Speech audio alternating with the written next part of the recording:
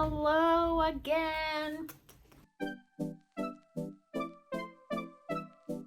Welcome back. This is my second video now. I want to thank you all so much for being so nice to me on my first video in the comments.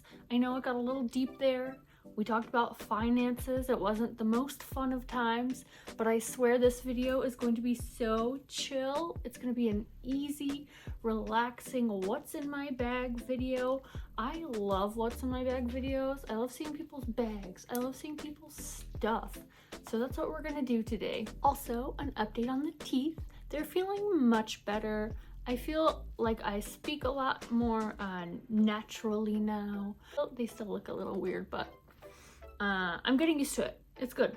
I think I'm gonna start doing little outfit rundowns at the beginnings of my video. So hat, old Lazy Oaf. The glasses are a sample from my Violet. We designed these and I really want to put them into production, but we aren't able to make them prescription, and I know a lot of you girlies out there need prescription, so I don't really know what to do. Should we take the risk and produce them? We would have to make a lot of them, but they're so cute, and I don't see a lot of like heart-shaped glasses that have pink rims. So anyway, the star earrings are also from my Violet, but they are handmade by the wonderful Cupcake Love Couture on Instagram, and we carry them in our shop. The jacket is my Violet, also another design. Tank top is from Katie in Harajuku.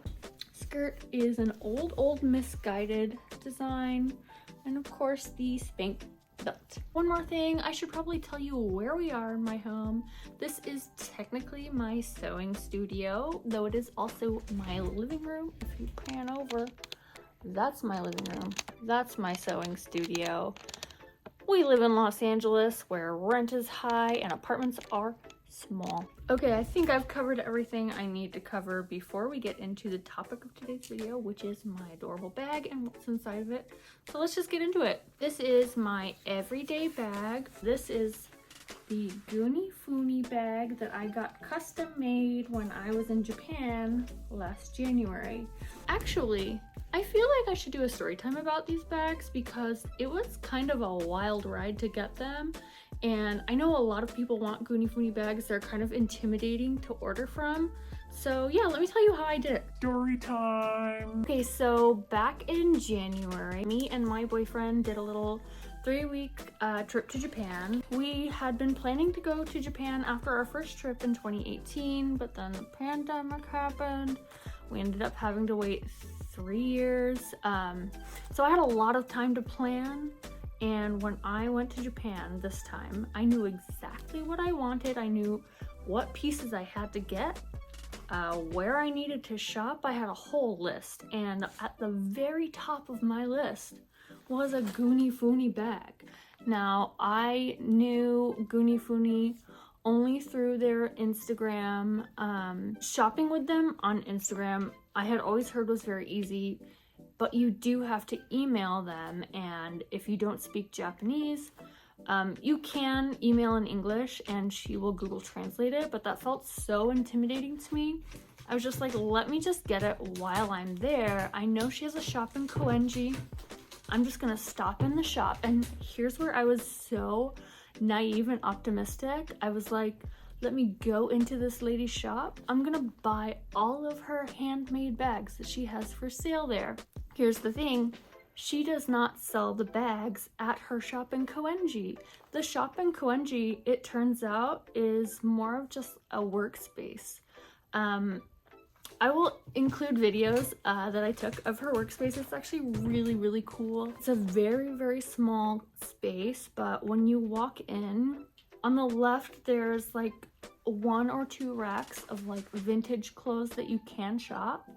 And then to your right is her at her little cash register. On top of her cash register is her sewing machine, and that's where she hand makes all of her bags, all of her like clothes, everything in this tiny little shop. If you look further in the corner, there's this giant baby crib, like for a baby, but it's full of stuffed animals. Hanging over it, a bunch of vintage petticoats and peignoirs. How do I explain this? We walked in, I was ready to purchase these bags. I didn't see a single bag, but the lady behind Gunifuni was right there. She was so sweet, so nice. I have already at this point purchased Gunifuni items secondhand, like a skirt I think I had, and I had been tagging her on my photos on Instagram. So when I walked in, she recognized me from tagging her on those photos. Like, I think everyone that tags her in items, she follows them back, which is so sweet. She doesn't speak much English. Me and my boyfriend, we don't speak Japanese, so it was kind of difficult to communicate. However, she was so nice and understanding that we were foreigners and that we couldn't communicate, and she was even apologetic that she couldn't speak English, which, like, girl, we're in your country, you don't have to speak English to us. But anyway, at one point she notices, it was dead of winter, it was January, so cold. Me and my boyfriend are bundled up like in our big puffer coats. She noticed at one point he has a hand tattoo, and she goes, "Oh my god, your hand." We're like, "Oh yeah, we both have tattoos." And then she is, okay, let me set the stage. She's this really small, gorgeous, petite little lady. She's probably our age, honestly. But she's got like black curly hair. She's covered in pink. She's just like head to toe, pink sweaters, pink quilted pants, just like she walked right out of like a baby store. But she notices our tattoos and she pulls up the sleeve of her sweater, and this girl is more covered than we are. She's like covered in black and gray work. When I tell you, she's the coolest person I've ever met in this world. I'm obsessed with Gunifuni. It's fine. It's fine. Anyway, we were sitting there the whole time on Google Translate, just like texting back and forth. At this point, I had given up on getting the bags because I was like, I'm just having a great time, but I don't see the bags for sale, so I'm just gonna buy some cute little vintage stuff, support this girl because I love her. But there's no bags, so what am I gonna do? We're wrapping up our conversation. I'm like so bummed, but I don't want to tell her I'm bummed, so I'm like, no, I really want to order a bag. How can I order? And she texts me back right in front of me. She Google translates me back, and she's like, "How long are you here for?" And I'm like, "We're here for 3 weeks." And she says, "I have time to make you a bag."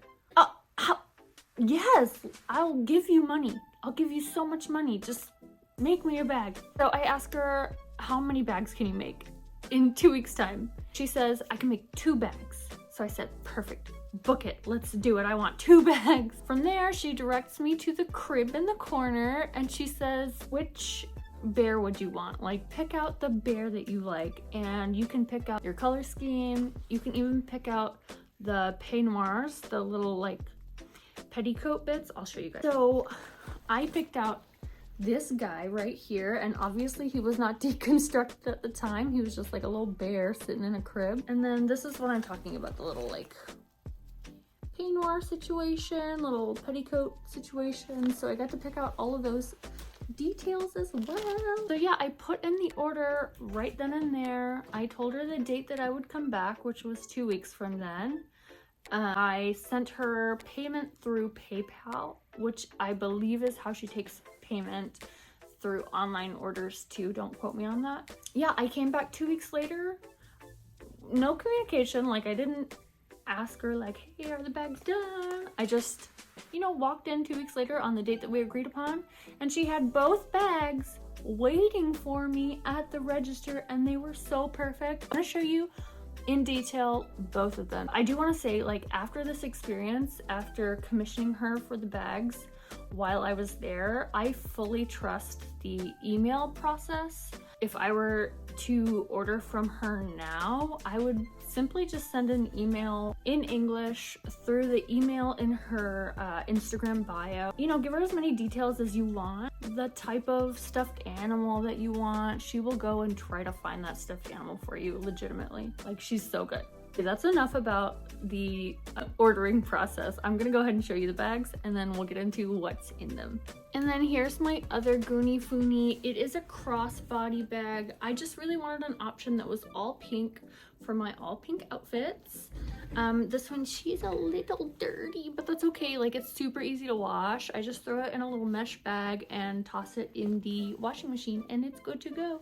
But yeah, I do wear the crap out of these guys, so they're often very dirty, but that's okay. They're well loved. Also, this is going to be a brutally honest version of the what's in my bag. Like, if there's one thing about me, it is I am a messy I wish I had had time to go through here and put a bunch of like aesthetic things in this bag so you know that I'm very cool and collected and I have my shit together. There's gonna be some weird stuff in here, like stuff that I threw in here that should have gone in the trash, but that's real life. Here we go. First things first, this is the backside pocket. This is where most of my valuables go because I don't have time to always be opening this pocket. So most of the stuff that I use, you know, every day is going to be in this pocket. We have my keys. These are my keys to my car, house, work, obviously. Let me show you some of my favorite keychains. This is little rubber bear keychain from Spank. I have, of course, a bear carabiner. And of course, my little Daisy Duck that I got from Tokyo Disney. Next, we have my swimmer wallet, also from Japan, also covered in soy sauce. I need to wash this. Why haven't I washed this yet? It's been a year. It's fine. What else? What else? Okay, I have my sampler perfume. This is Prada Candy, one of my favorites. Okay, that's it for the back compartment. Let's go into the front, see what kind of garbage is in here. We have a My Melody hairbrush from, what's that place? Don Quixote. The thing is, my extensions are at that point in their life where they get ratty once every hour. So I am brushing my hair 10 times a day these days. That's just the reality of having extensions. I was definitely on the fence about getting it because, to be honest, I'm not a big Sanrio girly. Please don't cancel me for that. She was too cute. She was too cute to pass up. Next, every fashion designer has at least one loose measuring tape in their purse at all times. We really do order measuring tapes at work like once a month, and then they all go missing, so it's nice to just have one in my bag on my person at all time. It's funny, actually, me and my boyfriend were asked to be a part of a portrait project at our local coffee shop. They asked us to bring one item to pose with that was like important to us, and he brought a fake cake and I brought a measuring tape. So I'm just sitting there with the measuring tape in the photo like, here I am. I'm a designer. Can't you tell? Moving on, we do have a scrunchie. Always need a scrunchie because, like I said, these extensions, they get hot. They get raggedy. Sometimes you just gotta throw it up in a top bun. So there we go. One scrunchie. This one's new to me. This one is my orthodontic toolkit. Since now, apparently, I have to brush my dang teeth after I eat anything messy, I do carry a toothbrush in here, some floss, some of those little like scrubby things to scrub your brackets with, and this is my makeup case from the Sugar Pill Little Twin Stars collab. Hey! I love this thing. It's cute. It's small enough that it fits in my bag really well. Next. This is where it's gonna start to get kind of wacky, guys. This is like the bottom of the purse. This is stuff that's lived in here for like months. We have some gem sunglasses that I do wear sometimes, but they don't do much for the sun. They're just really cute. We have a koozie that was given to me by a vendor at a Halloween swap meet that I went to, I want to say 6 weeks ago, legitimately. But it is very cute, and if I ever need a koozie from my beer in the daytime, I'm set.